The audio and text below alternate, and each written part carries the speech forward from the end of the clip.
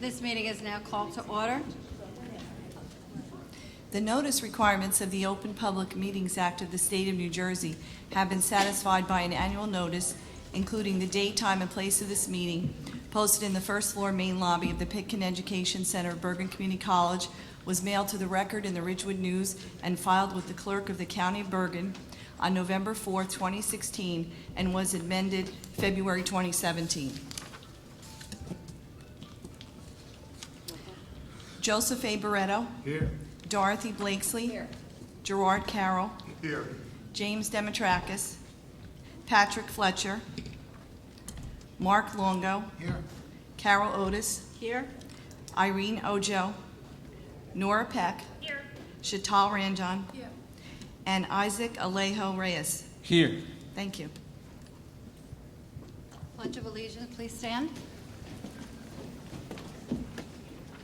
I pledge allegiance to the flag of the United States of America and to the republic for which it stands, one nation, under God, indivisible, with liberty and justice for all.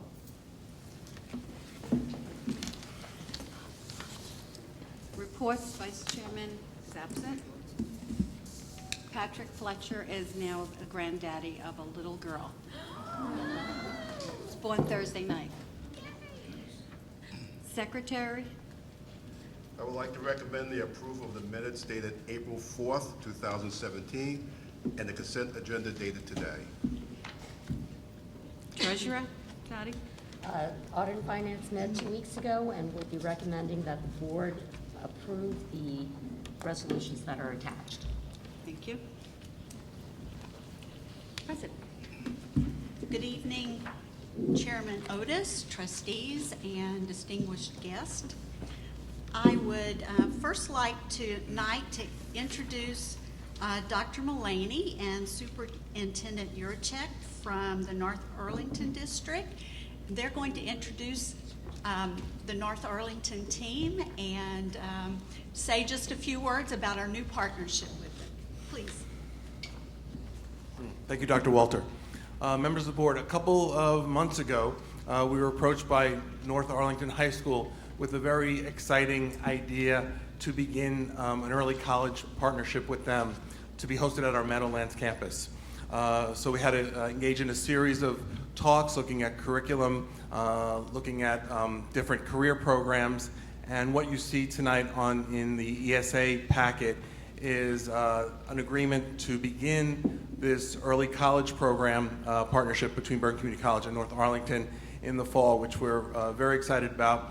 This will allow students in North Arlington to graduate from high school with an associate's degree.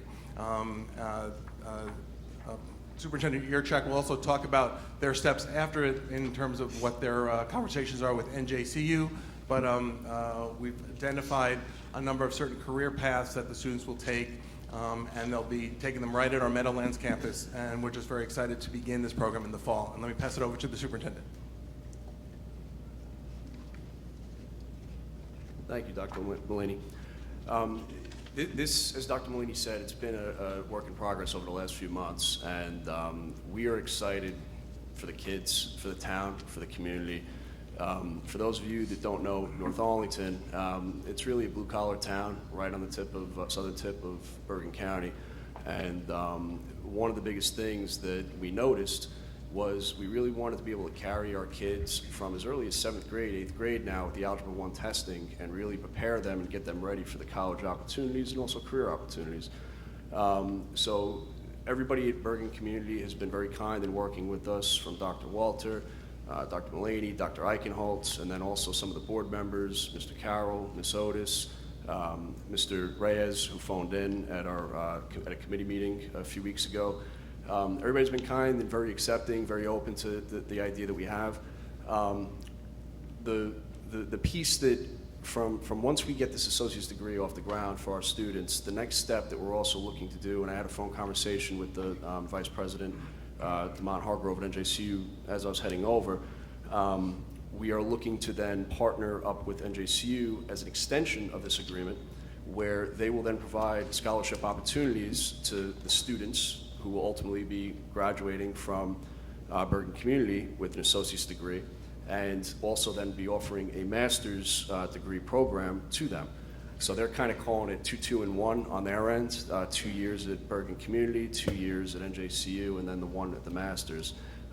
So we are looking to ultimately promote this and get this out to our town. We've been patiently waiting to do it, and from there, we're going to see how big it grows. We are very excited, and again, thank you for having us here tonight, and we look forward to working with you in the future. Thank you so much. Thank you, Superintendent Yurchak. And can I also have Principal Mingola and Supervisor of Guidance, Ms. Kusana, stand up and be recognized?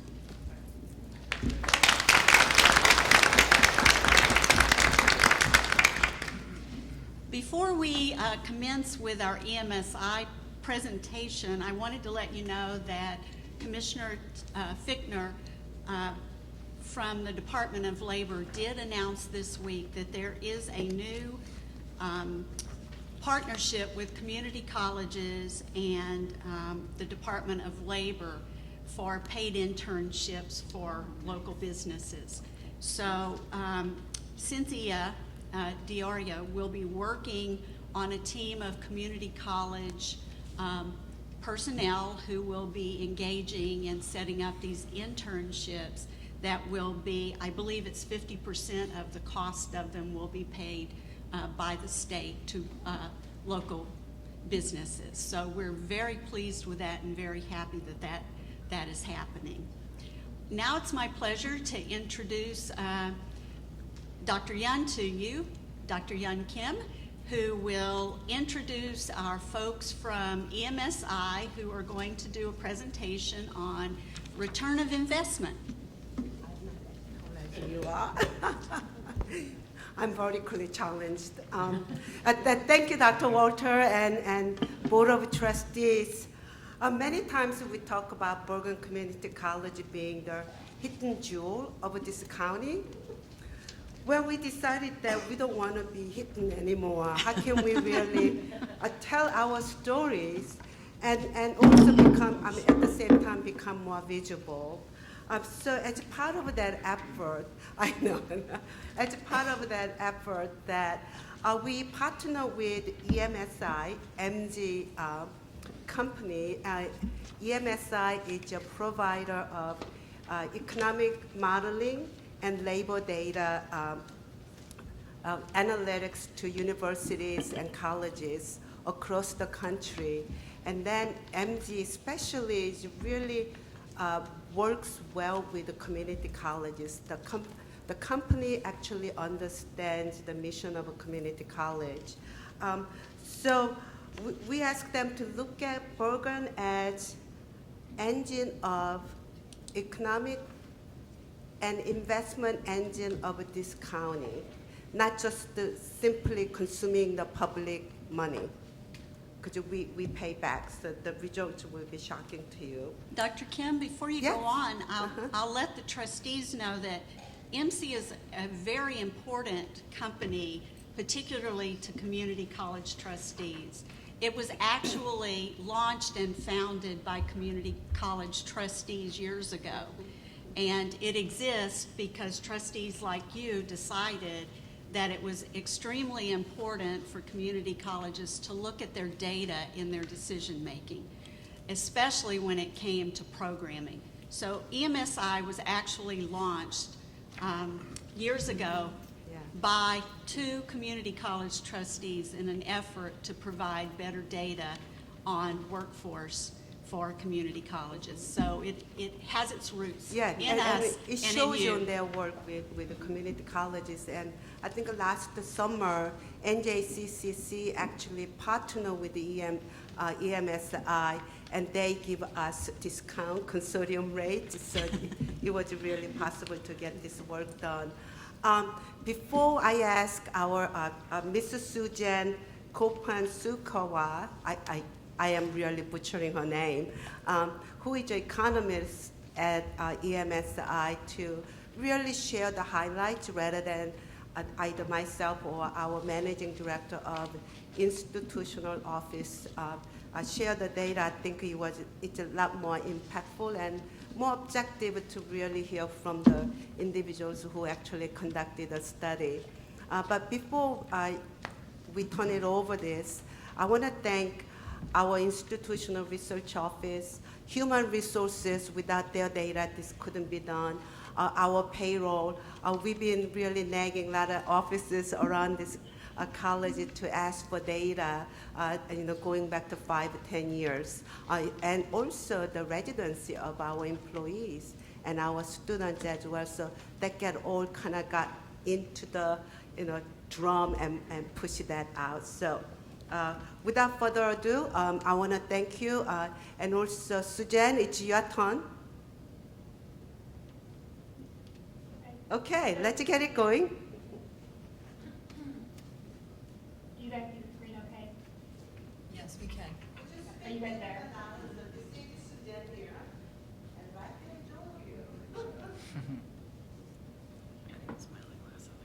And then, are you guys okay? You see the screen and everything is good? Yes. Fantastic. So welcome. So my name is Suzanne Kopan-Sakwa, and I'm an economist here at MZ. And I'm just going to do a very short PowerPoint presentation on the results of the economic impact study that we did for you guys. So the economic impact study has two major parts. The first part is the impact analysis. And we're essentially trying to measure the value of Bergen within your region. The second part of the study is to take this idea of you as an investment from the perspective of students, taxpayers, and society as a whole. So a little bit about your service area. For the purpose of the study, we included several counties in North Jersey. All the information here is for fiscal year 15-16. For the region, you have about $100 billion GRP. There's about 1.7 million jobs in your region.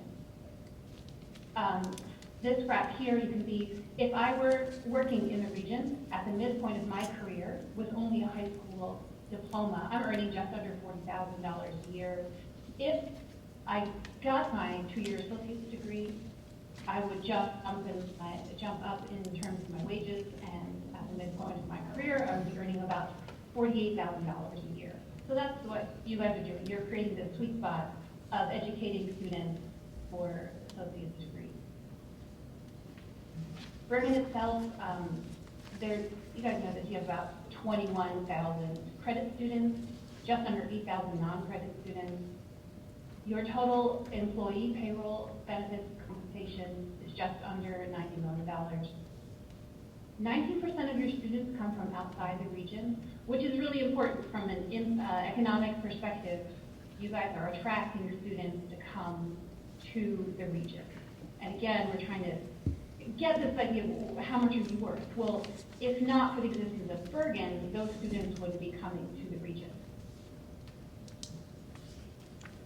Here's the, here are the overview of the results of the study, and I'm going to go through these numbers in greater detail.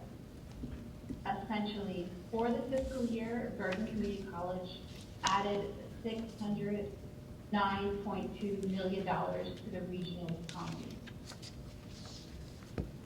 And that's equivalent to saying that you guys support about 10,000 jobs. So let's go over these numbers here. The value of your school is presented in 3 ways. We have your operation spending impact, we have your student spending impact, and your impact from alumni. When I talk about the operation impact, I'm focusing on how much you spend towards your payroll, towards your benefits, your utilities, all of the purchases you make. But we also consider how this money ripples throughout the regional economy. So for example, you guys as employees of Bergen, you're going to go to the grocery store and buy groceries. Then the grocery store itself is going to have to stock more items on the shelf. Perhaps even hire a couple of employees to compensate for that increased then the supplier of the goods to the grocery store is going to have to send even more goods to the grocery store. So you can see how this initial spending on employee wages ripples throughout the regional economy. For the fiscal year, the operations spending impact added $102 million to the regional economy. That is reported as added income, not sales.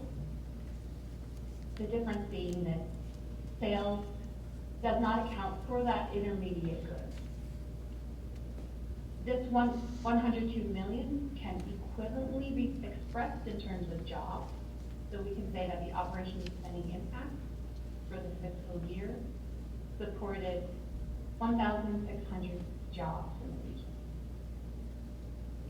So we have the impact, its income, and its jobs. This number, the 102, is also not a gross amount, it is a net amount. There's a counterfactual scenario that we apply because money that you're receiving from would have gone the region if not for the business of Bergen. So the 102 million is a net result. The second impact considers how students, and we're looking at students that are relocating to the region, and we're looking at so if not Bergen, there are students within your region that would have left and sought a similar education elsewhere in return. That's our definition of student. And then, likewise, like to the operations, we also consider how that money ripples throughout. Of course, students are going to spend money in different ways, kind of touch different industries compared to what's going on for the community college. The impact is going to be slightly smaller. For the fiscal year, student spending added $66.7 million to the regional economy. And this is also expressed in terms of jobs. So student spending supports just under 1,000 jobs in the region for the fiscal year. The last impact is the alumni impact, and it's always the largest. When we talk about alumni, we're considering all of those students who've attended Bergen, whether they've gotten an entire associate's degree or certificate, but we also consider those students taking a course. Because again, these students, through their education at Bergen, are acquiring new skills. So those alumni are then going out into the workforce, earning more money. So we're tracking that marginal increase in education. But their business also are becoming more productive because of the students, the former Bergen students that are now working at this. So tracking that increase in business profit. And then of course, the ripple effect of the alumni as they spend money within the region. So also consider alumni. We're looking at 30 years worth of alumni who are active in the workforce. So we account for migration patterns, we account for unemployment, we also account for and overall, the alumni, like I said, is going to be the largest. This is because you guys, as a higher education institution in the region, you are creating human capital. You're much like that golden goose that lays that egg every year, unlike a typical industry or business. For the fiscal year, you added $440.5 million as a result of your alumni. And that's equivalent to saying the alumni impact supported 7,334 jobs in the region. And again, there's a counterfactual scenario we apply for the alumni impact. So I've gone through a bunch of different concepts here. Are there any questions from the board before I move on to the second half of our study?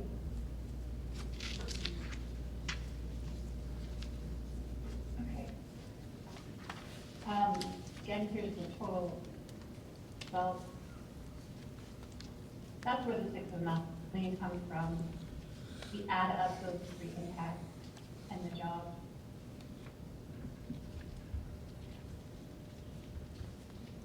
So, the return on investment, we're trying to take on this financial perspective of what's going on.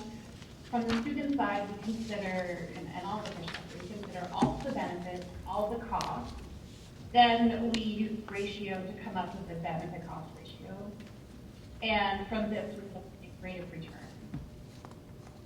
From the cost perspective, it's more intuitive from students. Students are spending money on books, on CE, supplies for attending Bergen. But we also account for the cost of attending college. So students could be working full-time instead of perhaps taking on that part-time job because they're going to class.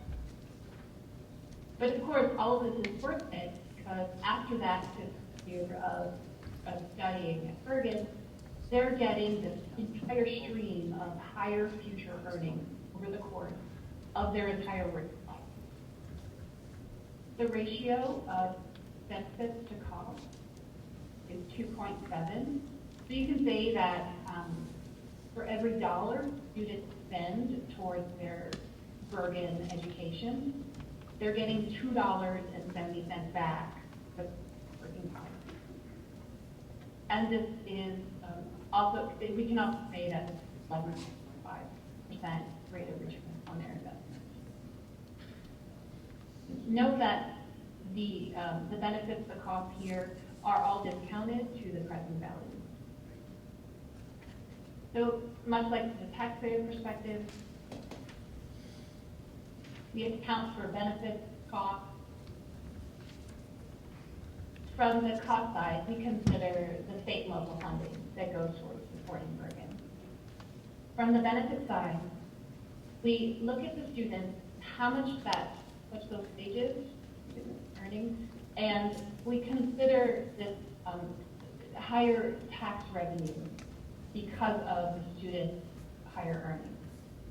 We also consider government savings from the taxpayer perspective.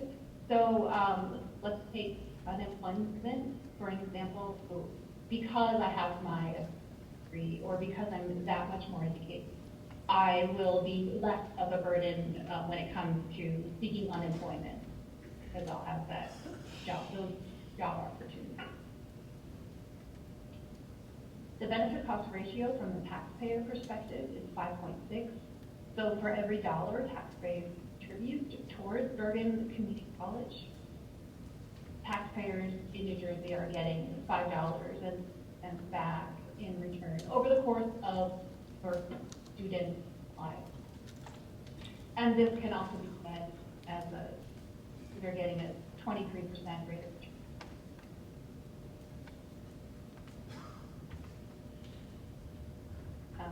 The last perspective, we're considering society as a whole. It's really a catch-all, so we're considering all of the costs that goes towards supporting the college. This, unlike the previous half of the study, where the three examples were mutually exclusive, these account for all costs, student costs, taxpayer costs. From the benefit side, we consider student benefits, the taxpayer benefits, as well as private savings.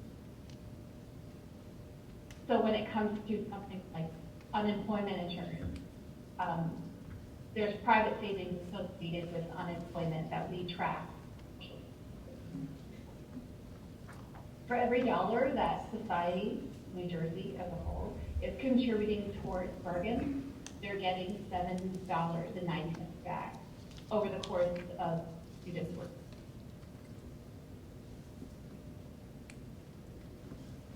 That's the Excuse me, I do have some questions on this last page. and if you guys have any questions, Yeah, it's here, also want to browse. Okay, this is Dottie Blakesley. Can you hear me? Hello? Yes. Okay. Can you flip back to the prior slide? All right. In the first column, under student perspective, how many years of potential income are you using in calculating the rate of return? The rate of return. How many years? What we, Okay. How many years of income are you assuming? we take the average age of Bergen students, consider that average age all the way to 67 as the year of retirement. Okay. Also, for your cost, are you assuming any sort of scholarships or grants or anything else that would offset? Yes, we consider it would be coming from the IPED data, how much students are paying for tuition and fees, books and supplies. Oh, We also net out those costs of scholarships and then. okay. Thank you. Oh, yeah.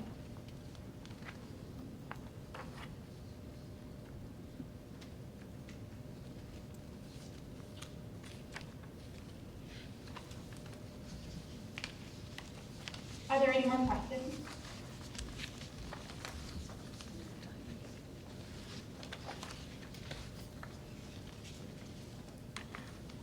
Thank you for this enlightening discussion on return of investment. Dr. Kim? And thank you. And then if you need extra hard copies, we will have that shortly.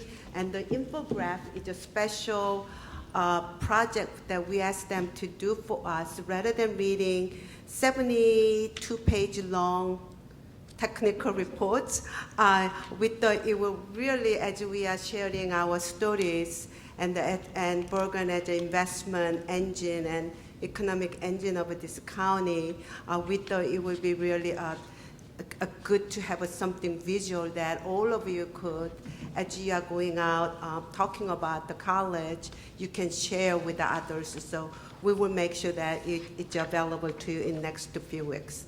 Okay, thank you. Thank you. Thank you guys so much. Dr. Ranjan? Yeah, Dr. Kim, I just wanted to know what were the kind of data sources that we had to provide to the company. I just am curious about the basic data sets. Okay, it's all of our student enrollment data, all the iPad data we submit to the federal government that include student financial aid, employment data that we also submit to the federal government, faculty, staff, part-time, full-time, their salary, as well as the residential information.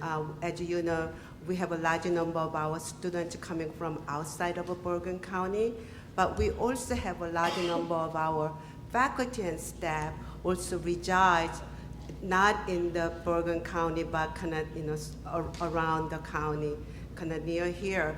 So we provide their addresses. So there was a pretty comprehensive data package, and I worked on economic impact studies in 3 different institutions, and this particular partnership has been, it's been seamless. It's been really great experience for all of us. Yeah. I have 2 follow-up questions. Okay.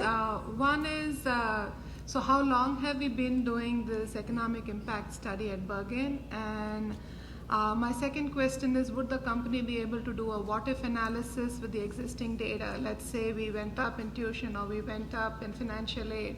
I'm just curious about that. You know, we started conversing about this project back in November. And it was us who took a few months to make sure that all the data is correct, and we checked them and then transfer. And actually, the MG could turn this around within less than 2 months. And then also, you don't want to do study like this every year, but maybe every 5 or 7 to 8 years might be a good as our population change. So this is our first time, that's why my question was. Yeah, this is the first time at the history of this Thank college. you. There's a small group of community colleges in New Jersey. Several of us had decided that we would serve as the pilots. The county college presidents are now looking at doing this for the whole county college system, so that we can show our value for the entire state. But us, Brookdale, and one other we kind of chose to be the futurist and jump out in there and do the study first. Yeah, and it's really Dr. true. Kim and I both had Yeah. done these at each institutions where we've worked before. So we knew the value, and we knew that the product that you get can be very helpful to the trustees as they're doing their advocating. Yeah, and I think what's really good about this particular study is that it's not just looking at college as a consumer of a taxpayer, but we are the investor. We are investing back to the community. Thank you. Thank you. Thank you, Dr. Kim. Madam Chairman, that concludes our report. All right, thank you very much.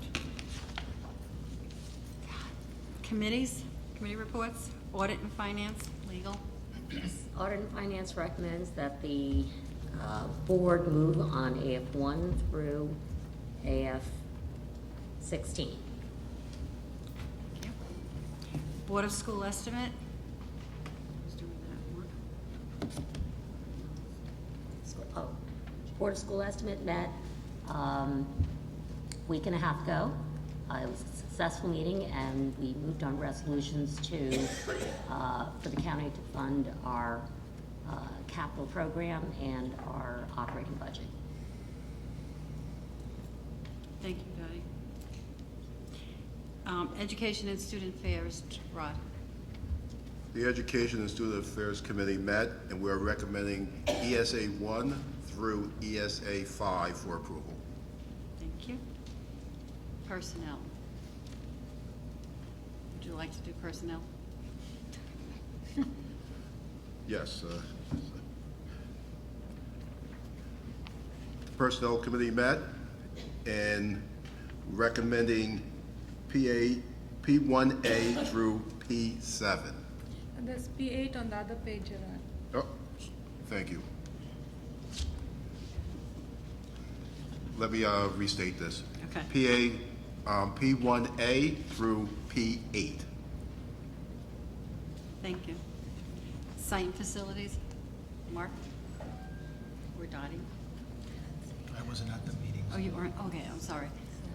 That would be me then. Then it would be you. Yes. Okay. Site and facilities. Thought we did have a resolution, but I'm not finding it right now. It was withdrawn. Okay.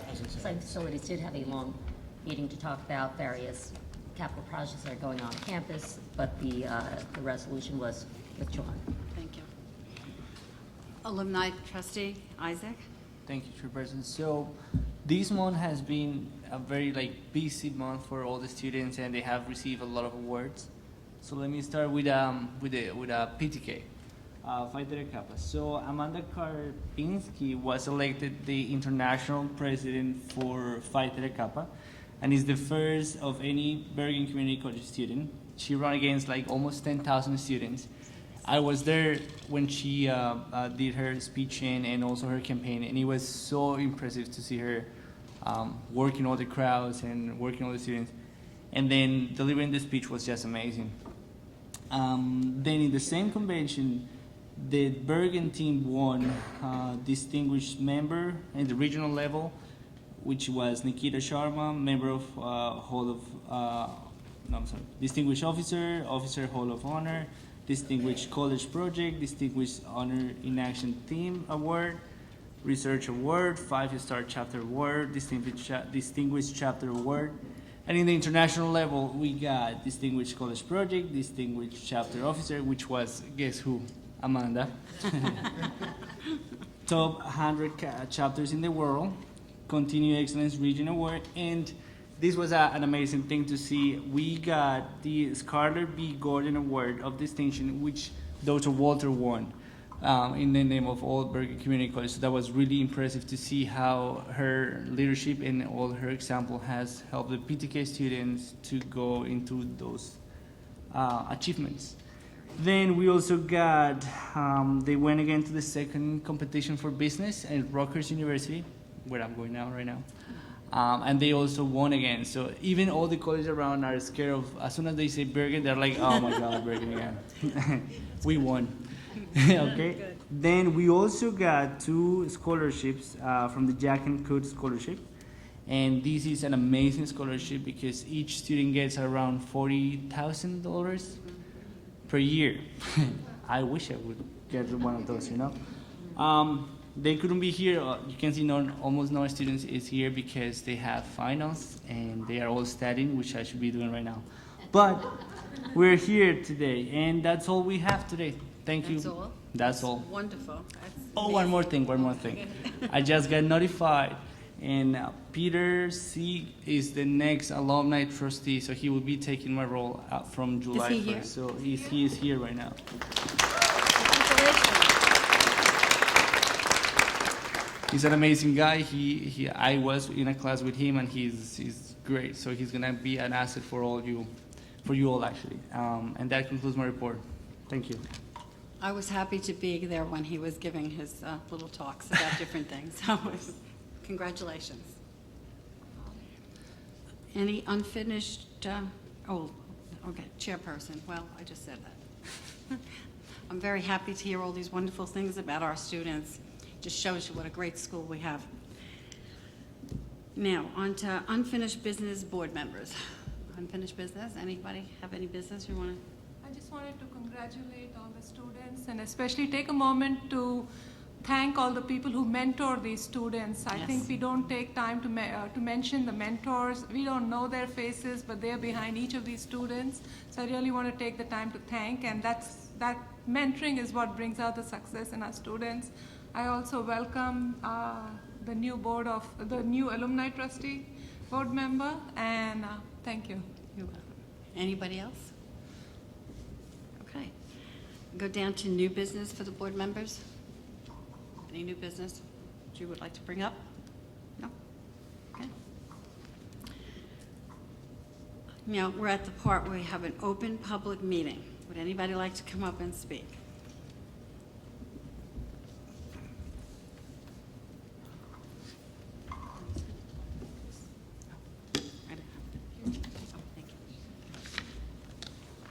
Good afternoon. My name is Bernard Fursick. I'm the academic chair for Wellness and Exercise Science. I brought my old teleprompter here today, That's what Daniel is. so I don't get lost. Since we have a new board of trustees, I thought I'd take the opportunity to present myself.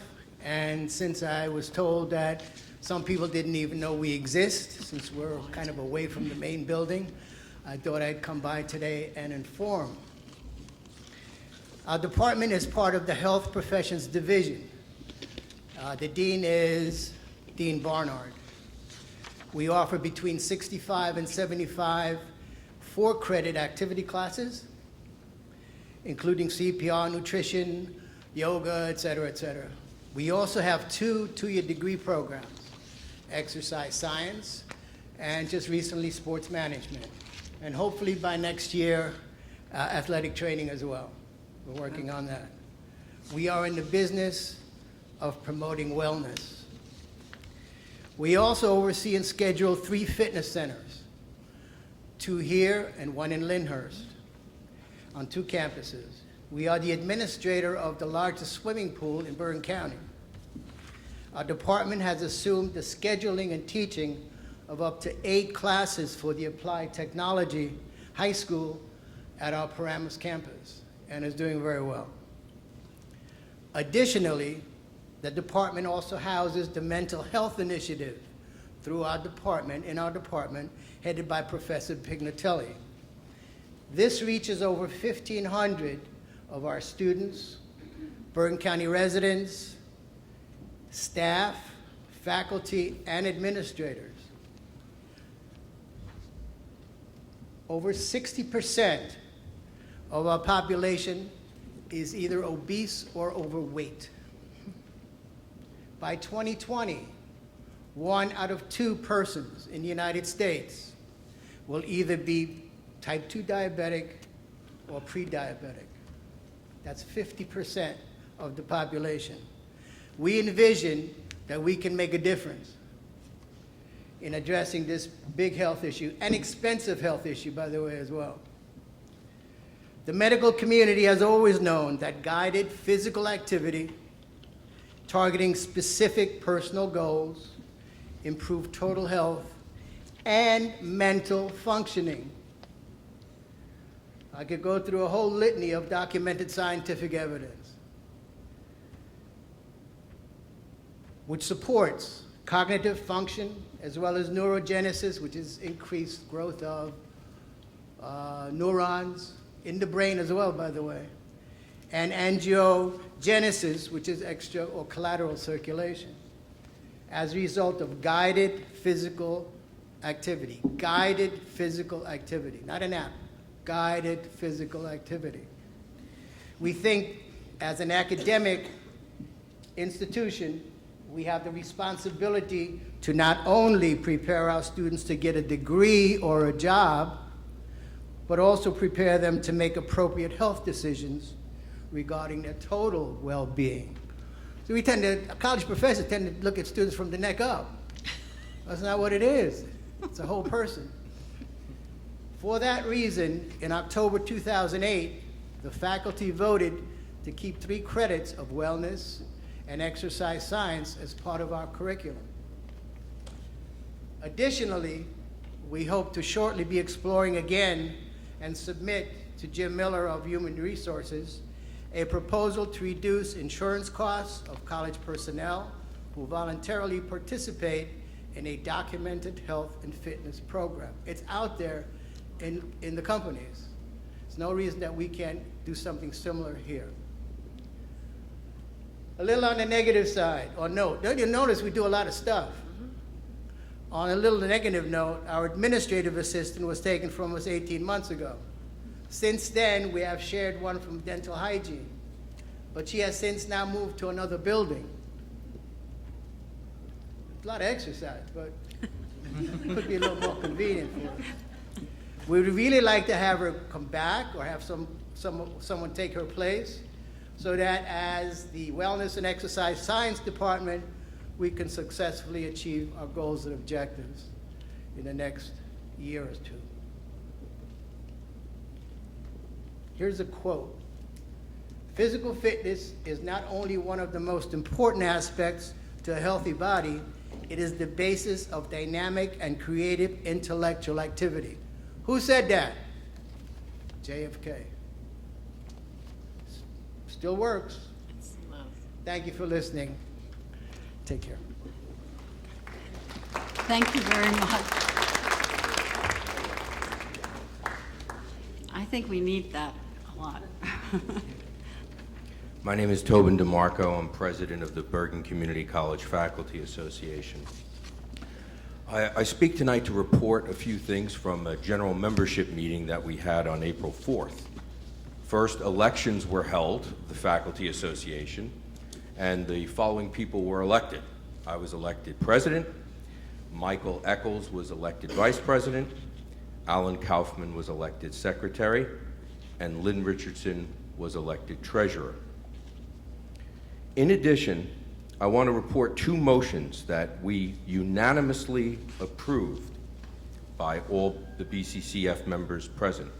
And I just also want to point out that the Faculty Senate last year passed very similar motions. The BCCFA requests of the Board of Trustees more faculty input into the process for and the substance of the renovation of lecture halls S132, S134, and S138. Now, it's my understanding that resolutions about these renovations have been pulled, which we are happy, and I am very, very happy and grateful to learn that Chief Corcoran has been working with the biology department recently to get their input. The issue is that a lot of this confusion and a lot of the problems in this planning could have been avoided if the faculty were consulted, especially those who use it, like the biology department. So there are pedagogical issues, academic issues with this renovation. In addition, there's a labor consequence of this. For example, we run B and C modes, which are special kinds of class arrangements, and these are the only rooms that can really handle comfortably these B and C modes. There's a whole 2 to 3 pages of our contract that address these B and C modes. If the renovations went ahead as originally planned, this would have knocked out the presence of B and C modes at the college. And again, easily solvable, it's just somebody had to talk to us, and they would have learned about this. So I'm very happy, though, and grateful that especially Chief Corcoran has been working with the biology department. So let me just say that this is good progress. The second motion that was passed was the BCCFA would like to have greater faculty input prior to repurposing of college facilities, such as Ender Hall, the college athletic facilities, and college facilities in general, like classrooms and labs, etc. By consulting us, there are things that the administration and the board can learn, and we can go ahead and, make up a good plan. Of course, it's management's decision to do what they want, but we're just seeking input, and we'd like to see that input occur in the early stages of planning. There's issues that have come up, and there are things that haven't been communicated. Classrooms, for example, suddenly renovated, changed to be closets, etc., without any communication. So there have been some issues with regard to this, and this is why the fact these motions came from the floor of our body. This didn't come from the executive committee. These were our members wanting to pass and approve these motions, and they were unanimous. I'll end with one comment. I've been working with Bernie Fursick for 18 months trying to get adequate administrative assistance for the Wellness and Exercise Department, without success. They can't function. They're an extremely important, as you heard, department on campus. They need some administrative support. And the way it's been working has they haven't gotten any. And it's going to be failure by design unless they get the proper support in that department. So I hope we can go ahead and try to arrange something and work something out so that they can get the support that they need. Thank you very much for your attention. Appreciate it. Thank you very much for that information, and we'll certainly take note of it. You want to talk? Go ahead. You can answer. Are you asking for open comments at this point, or not yet? Well, I think you can answer him. Okay. In response, I just wanted to, since I'm the only representative from Site and Facilities, I just wanted to highlight that the record for the lecture hall renovation project shows that we did have very open meetings with the faculty. However, our goal is to create an environment where faculty is able to teach effectively and the students are happy in those classes. So we will continue this conversation. Thank you. Thank you, Dottie. Go ahead. Yes, you can come up. I'm Richard Comerford, professor in economics and modern Asian history, the only course in modern Asian history. We can't hear you. Yes, Richard Comerford, professor in economics and the only course in modern Asian history at the college. This is my 44th year. Just a couple of comments, if you don't mind. With regard to the health and wellness and the department that was spoken about by Bernie, this is an extremely important department. Yes. And it's extremely important that our students have the benefits of that department. One of the concerns that I have, and I know this to have existed because I had a cohort of advisees who were in the tennis team, women's tennis team. And somehow or another, that got eliminated. I'm not sure why. I'm not sure how many other intercollegiate sports were eliminated. But I think intercollegiate sports are a very important part of any academic institution. So I would like you to at least look at that. Number two, you'll see in your packet, whenever there is a hire It says at the bottom that these positions were filled as budgeted positions through a successful search process. I would ask the board to please examine the search processes that are used at this institution. I have heard a lot of discontent about how this is done. I have heard that policies have been changed, and I think it needs to be looked at more carefully. And I would ask that you do that. Last thing, let me say something, since I teach economics, about this study, the economic value of Bergen Community College, and point out a couple of things. I don't know whether this study examined the cost of the buildings and the forfeiture of the golf course and the value of that land. I don't know, 9 holes, by the way. I don't know whether the buildings were factored in, such as the new buildings, right? And a number of things kind of are interesting. I don't know how many people leave the county and how many people find jobs in New York City. I don't know how many people can be identified as having graduated from Bergen Community College as opposed to what they earned by getting a 4-year degree at another school. So that's a question I would ask. Second is, what is the cost of such things as wear and tear on the roads, traffic congestion, all right? Pollution, accidents? I didn't hear that in the study. That, as an economist, is something you consider. It is not alone when you talk about return on investment. There are costs. There are costs. And I'm not sure what year they're starting from in terms of the lifelong investment in human capital and its payoff.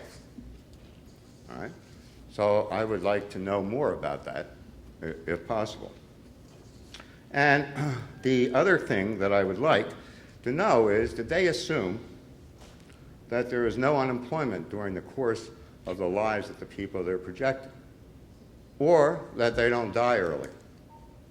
Or that they get sick? Or the cost of medical care? Any number of things I haven't seen in that report. So I would ask that we look a little more carefully. All right? It's what's called an opportunity cost. We give up certain things to get other things. Where is that factored in? That's how an economist looks at things. All right? Thank you very much. Thank you. Have a good evening. I'll take a list of those questions. Those were very good questions. I'd like a list of them. Thank you. What's next? Lost my place. Writing so much. Okay, if there's no one else here to come up and talk, we will close the open part of the meeting. And we'll go down to actions. Approval of the minutes on April 4th, 2017.